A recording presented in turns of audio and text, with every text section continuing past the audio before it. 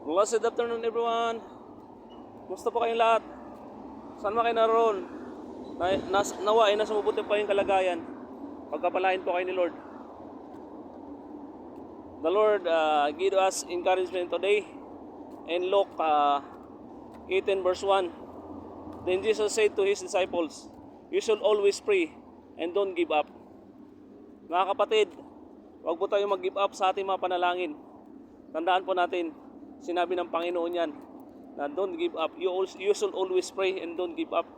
So let us pray always. Dear Heavenly Father God, Lord, we thank you, Lord, for your word today, Lord God. Salamat, Panginoon God, sa salita mo, Panginoon, na tunay, napakabuti mo, Panginoon, na kami hindi magsasawang manalangin, hindi kami magsawang dumulog sa lahat ng aming mga hinaing, sa lahat ng aming mga panalangin, Panginoon God. Lord, ikaw po, Panginoon God, ang mag-ingat, Panginoon God, sa bawat isa sa amin, Panginoon God.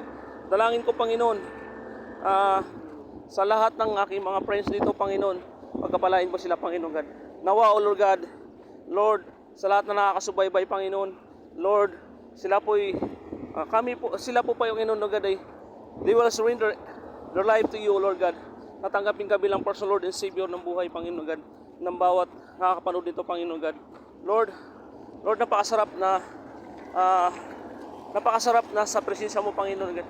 Napakasarap, Lord God, na kami nasa iyo, Panginoon God. Pagpalain niyo mo bawat isa, sa lahat ng aking kaibigan, sa lahat ng aking family, sa lahat ng lalakaran namin hawakan, Lord God, ay pagpalain niyo mo, Panginoon God.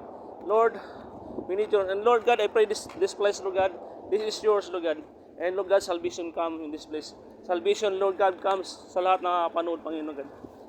Kami ay maliligtas, Panginoon God, sa pangalan ng Panginoon God.